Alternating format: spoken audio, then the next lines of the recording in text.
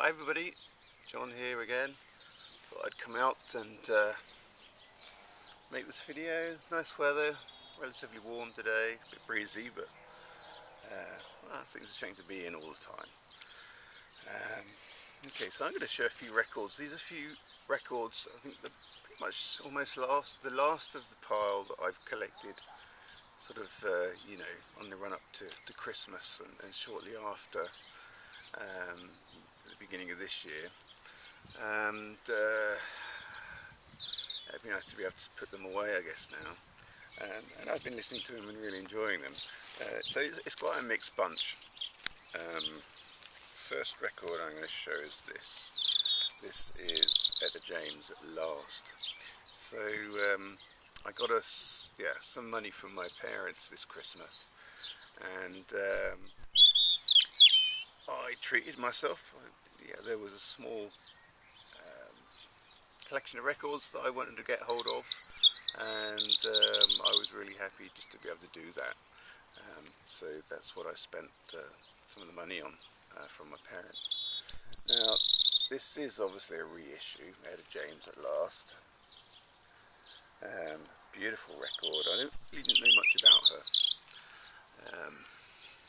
until I got the video or the DVD of Cadillac Records, which is a film all about chess, basically. Recommend it for anyone that hasn't seen it. And so I understand that Etta James was played by Beyonce. And it was quite an interesting role that she played, so been quite inspired to find out a little bit more, and this is the first album. Really good. I saw somebody else show an album by her. I can't remember who it was now, but it made me think, well, I really should check out more of these, because if there is anywhere as good as this album, then I should imagine that they're worth having. I don't fancy my chances of finding originals of these, at least not in a state that I'd want to play them in. So I'm quite happy to buy these, and they're relatively cheap too. This is on blue vinyl. Beautiful record. It sounds lovely, and very happy to have this. And next I'm going to show is Take It Easy with the Walker Brothers. This is the second copy of this that I'd found in as many months. I don't know, it's good luck, I suppose. And they're both pretty much the same kind of condition. So this is their first album, the Walker Brothers. They obviously, each three of these men, they're not brothers, and their surnames weren't always Walker to start with. They changed their names to Walker, just to be able to say the Walker Brothers, I guess. And they kept them, even after they stopped playing as a band. So, there you go. This is on Philips. It's amazing what you can pick up if you look around. This is mono, so I got two copies of this. And the other copy is also mono. I haven't heard an awful lot of Scott Walker, or the Walker Brothers in general. So this has been great to really kind of get into, spend a bit of time with. Scott Walker particularly was a big influence on David Bowie, and you can really hear that. Thinking some of the songs where, now that I understand that, you can look and see how David Bowie is really just imitating Scott Walker on some of the songs that he sung. Can't think of any on top of my head now, but there are some of the songs where David Bowie really sort of leans into his vocals. You can hear that influence quite clearly. Here's another 60s record, it's a compilation. Chartbusters Volume 7. It's come out in the I think it came out in the early 70s, I believe. Yeah, there's quite a lot of tracks on here by Supremes, Diana Ross, and also, yeah, Michael Jackson and the Jacksons have got sort of a fair share of tracks on here. But there's a few others, like Oh My Guy by Mary Wells, and what else have we got? Yeah, Martha and the Vandellas, and a few others. But it's a great record to have. I've got quite a few of these now, and I think it's fairly unique in that it's got this thing here going on. If I can show you this circular spinning wheel thing. I've only ever seen that on Led Zeppelin 3. I don't know if there's some more. Right, next up, I've got a record by Stefan Grossman, and he plays sort of finger picking style. Yeah, there you go. It's a bit of an unusual record cover. I keep on looking at it thinking it seems to be missing, like maybe it should be a gatefold or something like that. It's not really, it's just that the front side, the actual album cover, is, yeah, it looks more like a backside, doesn't it? Because it's got the track listing, and it's got this little triangular thing here, like an advertisement. And the backside is a section basically that they've cut out here and turned that into the back cover. Strange. So this is sort of a ragtime type blues jazz thing going on there. I'm definitely going to do a needle drop of this one. So I've been visiting a stall in in Cardiff, a place called the Pumping Station that I've spoken about before. And this particular stall has had 4 or 5 records by Stefan Grossman there. At the beginning I didn't really know who he was, but I heard his name, so I went to pick one up, and they're really good. He's really good, and so I've been sort of going back occasionally, seeing if they're still there, and bringing one home. And surprisingly, yeah, no one seems to be taking them back.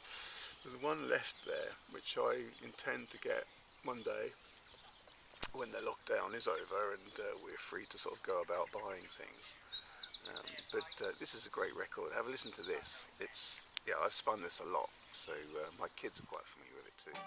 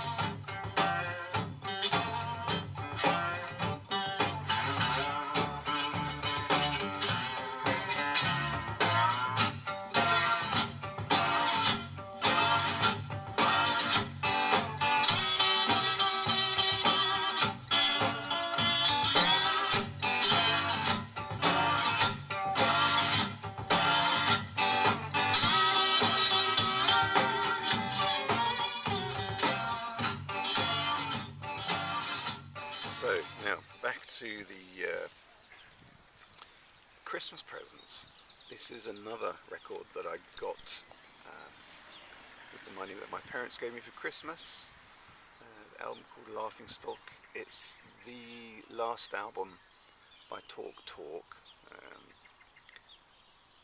If you know anything about Talk Talk, you know that they're sort of quite critically acclaimed, particularly their sort of Latin music. The last 2 albums, I would say the last 3.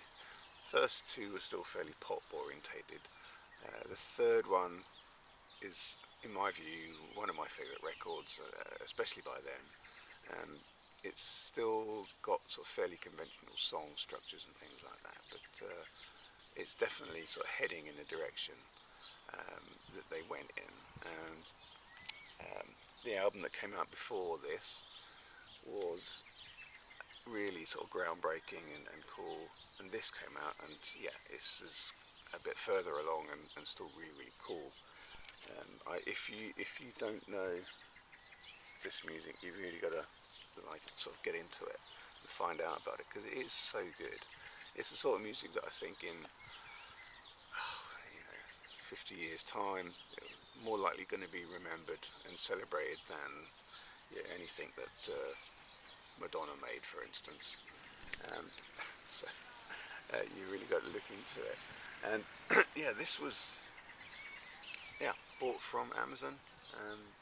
Record that I've had my eye on for a long time. I've had it on CD for years, since it came out, I suppose. But I just wanted to get the album and have it, and it's great. It's not a bad pressing, but yeah, good one. And the next record is one that I grabbed the moment I saw it on Amazon. You know how sometimes you're looking for records or whatever, and you get this sort of recommendations and things that come up, and this came up. Now, a while back, I remember advising James Griffiths to pick this up on CD, because the CD of this album has been quite cheap for a long time, and to buy it on vinyl, it's, I don't know, they didn't make many of them. So it's Mark Collis. Mark Collis was the singer in Talk Talk, and as I understand it, this essentially is a continuation from the last Talk Talk album. I think it was supposed to be an actual Talk Talk album, but I don't know the politics behind it, or the history, but it didn't work out that way, so it just got released as a Mark Collis album. It's very minimalistic. If you like Talk Talk, check this out, because it's right there, and sort of a natural conclusion to those last two albums particularly. And Mark Collis died recently, didn't he? So yeah, I guess that's why they've released this.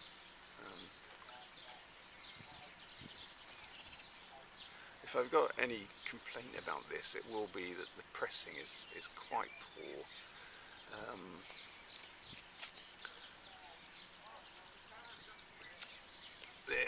There's sort of a few areas where it feels like there's some flaws in the actual pressing.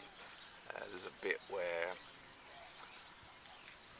the outermost ring, you put your needle on, and it feels a bit like there's sort of a drumming kind of noise, a bit like how it sounds when your car drives over a long line of cat's eyes. It feels a bit like that, which I think is, it's quite a quiet record, and to have that noise is unnecessary. They could have done a better job. Well, I don't know if it's just my copy, or if they're all as bad as that. I ummed and ahed about sending it back and getting a new one, but I thought, well, knowing my luck, if I did that, I'd send it, and then they'd say, sorry, we've run out of any more, haven't got any more to send you, and I didn't want to run that risk. Still, the rest of the record is brilliant, and it's great. I've listened to this for years. It's a favourite record or album that I've had that I like to work to. When I used to work in Stockholm in an office, I used to have this on quite quietly. It didn't bother anybody, and most people couldn't even hear it because it's so minimalistic. But it really sort of set a nice kind of laid back sense of tranquility in my office space. Anyway, recommend that one. So everybody, thanks very much. Just a quick video. Wanted to do one while I had the chance, while the sun was shining, get outside and do it. And well, from here on, there's not so many records for me to show, or new ones that I've bought. However, I do have a bunch of records that thinking about showing, ones that either I've acquired from other people. I've still got a batch of records from my friend Ken, the Crystal Collection. I didn't finish showing all of those. I've still got some of those left. I've also got some from a friend of mine who I've kind of lost contact with.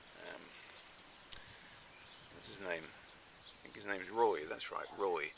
Um, yeah, I haven't seen him for a few years, and I've lost his email and his address, and he's moved house. So I'm just gonna look after his records as best I can while I still have them. But we'll see. But yeah, I could show you those ones. They're quite nice. I've cleaned them up, so at the very least, when I do eventually get in contact with him, he'll have some nice clean records to have back. What else is there? Yeah, there's also more of those.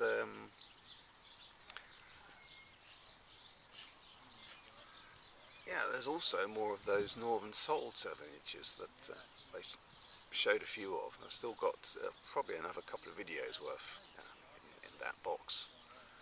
Anyway, and yeah, CDs, and also pulled out my cassettes. During the lockdown, I was sort of ferreting about in my loft space and finding boxes of cassettes that I know I've had for a long time, and yeah, I thought it might be interesting to pull out those and look at them. Alright, thanks very much everybody. Check out my next video. Bye.